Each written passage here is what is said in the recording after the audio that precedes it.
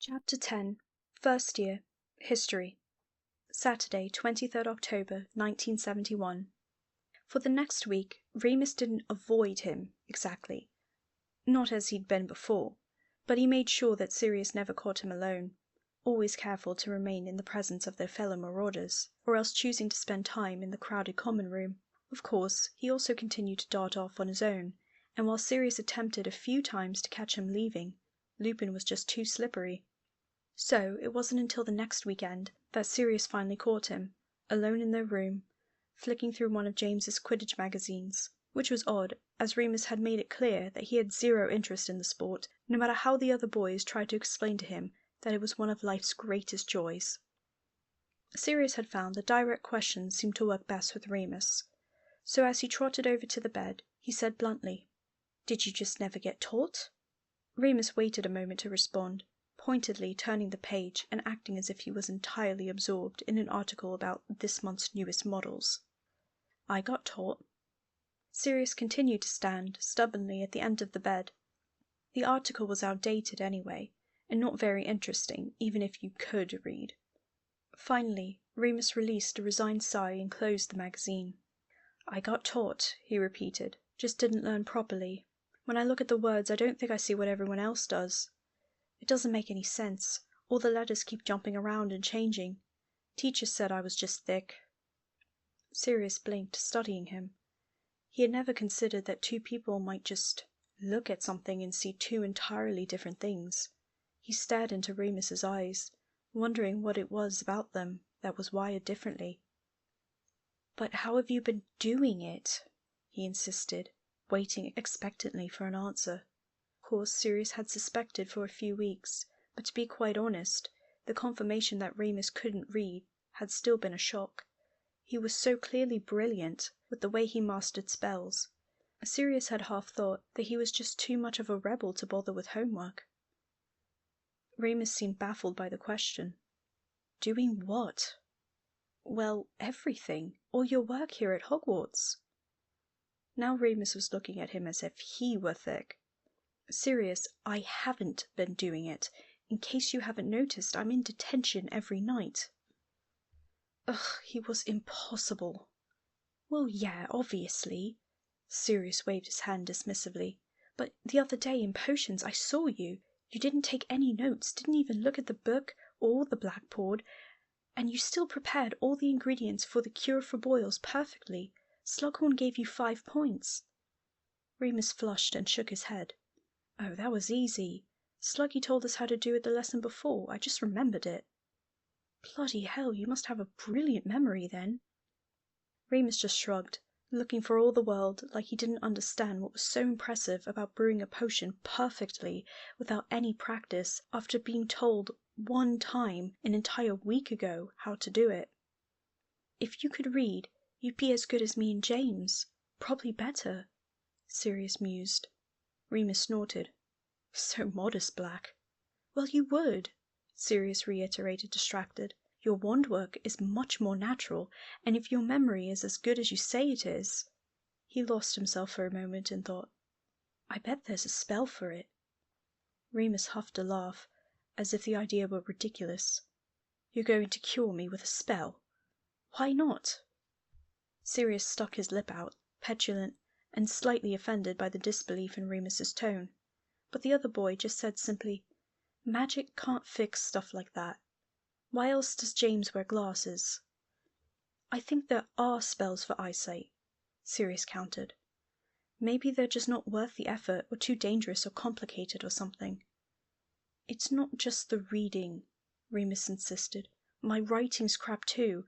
I'm too slow, and it comes out all messy."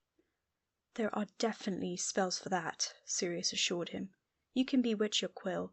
I've seen my father do it on official documents. His handwriting's really scratchy normally." Remus stared at him as if he were mad. "Why are you so interested anyway?" Sirius pointedly ignored the darkest corner of his mind, the part where he was squashing down everything that he'd been trying not to think about, and focused instead on the boy in front of him. "You're my fellow marauder.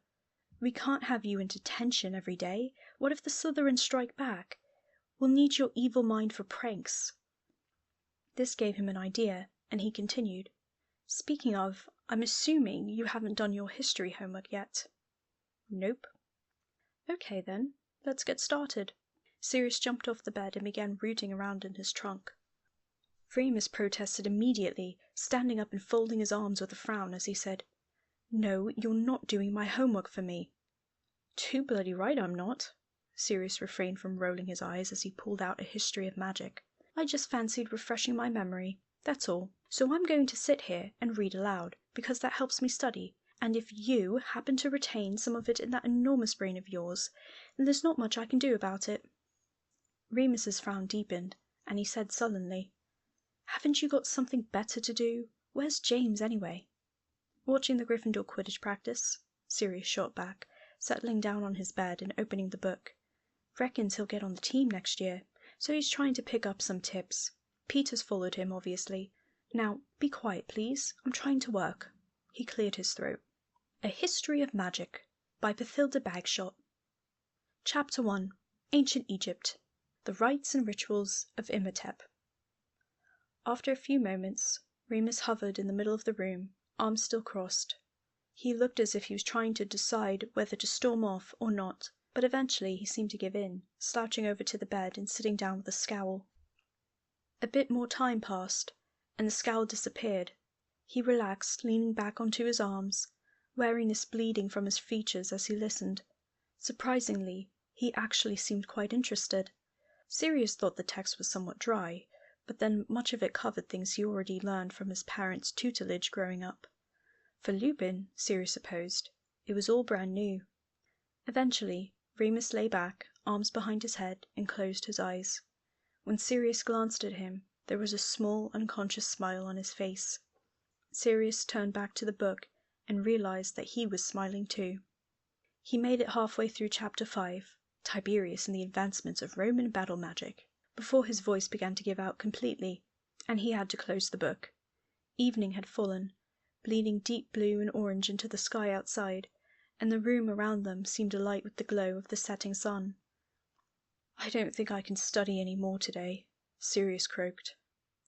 Remus's eyes snapped open, and he sat up quickly, blinking. "That's okay," he said quietly. "It's dinner now. I'm starving." They stood, stretched, and started downstairs. At the Gryffindor table, James and Peter were already waiting in their usual seats. Sirius drained a goblet of pumpkin juice, which soothed the worst of the scratchiness in his throat, before asking, "How was practice?" "Cracking," James said enthusiastically, beaming as he speared a sausage with his fork. "How come you didn't come?" "Homework," Sirius replied casually, catching Remus's eye and smiling a small private smile. James entertained them throughout dinner with a detailed account of the Quidditch practice, including the names of every member, their positions, their techniques, their weaknesses, even some of their birthdays. Peter piped up occasionally, usually just to remind everyone that he agreed with what James was saying, but Sirius was in such a good mood that it hardly even irritated him tonight. Pudding was a disappointment. Millionaire shortbread, which neither he nor James liked. Remus and Peter both acted like they were mad, scarfing down the lot. In fact, when Remus saw that Peter had already eaten both of the boys' plates, he shot him a bit of a dirty look. "I've got some sweets," Peter said nervously, as if realizing the mistake he'd made in coming between Remus and food. He dug through the pockets of his robes and pulled out a bulging brown bag. "Mum sent them. Help yourself." "Cheers, Pete," James said happily, and the rest of them wasted no time in tearing into the surprisingly wide selection of candies. They didn't slow until they'd demolished about half the bag and all looked a bit queasy. "What homework were you doing?" James asked, scratching his chin absent-mindedly. "I thought we'd finished everything this week."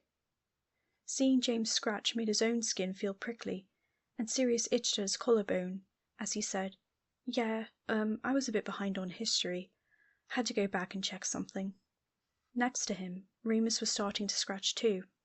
Sirius didn't think anything of it, more focused on James, who was asking, "Oh, really? Did we miss something then?" This was the drawback to doing everything together, Sirius realized. If he wanted to keep Remus's secret, he'd need to formulate some better excuses, or just stop doing all his homework with James. Suddenly, Remus leapt out of his seat. Sirius jerked around to look at him.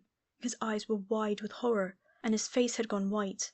He was staring down at his own hands. "What's up, Lupin?" James asked, startled. Remus looked up at them, breathing hard, naked terror in his expression. Sirius realized that dark hair was sprouting from the back of Remus's hand, where he'd been scratching. "Oh, bollocks." Sirius looked down at his collarbone. Sure enough, the same dark hair was sprouting. From his face, his hands, his arms, it grew from every bit of exposed skin. Oh, bloody hell. Across from him, James was experiencing the same conundrum. What's going on? Isn't it obvious, Sirius thought, glaring at the bag of sweets that was sitting innocently on the table. "Peter," he growled, already knowing the answer to his question, "are you sure your mum sent those sweets?" The only one among them who hadn't eaten any candy, Peter spluttered, turning bright red, and squeaking out, "Well, I thought they were from her. They arrived this morning." "Peter!" James roared. People were turning to stare at them now, whispering and laughing. Pretty soon the entire hall was craning their necks for a look at the three furry first-years. The loudest laughter was coming from the Slytherin table, where Severus Snape looked close to hysterics. "Come on." Sirius stood up, squaring his shoulders and attempting to maintain some shred of dignity. "Let's go to the hospital wing. We can plot our revenge later." Although he could certainly see the humor in the prank, he hated the self-satisfied smirk that Severus had shot him as they left. He hated that he'd let a Slytherin get one over on him. Down the table from Snape, Bellatrix and Narcissa were staring at Sirius disdainfully, which made him want to cringe. He had no doubt that his parents would be finding out about this, one way or another, though he doubted his cousins had been so eager to share the news about the case of the itching boys in their own Hogwarts house. As they exited into the hall, Sirius muttered darkly, "Told you they'd strike back." He thought of his cousins, smirking in their green robes, and gritted his teeth, determined to return the favor, not just to Snape, but to every Slytherin that thought they were better than him. Although he attempted to laugh and joke with James, whose answer to most problems in life was a good sense of humor, the hot sting of shame curled in Sirius's belly long after Madame Pomfrey had set them all back to normal.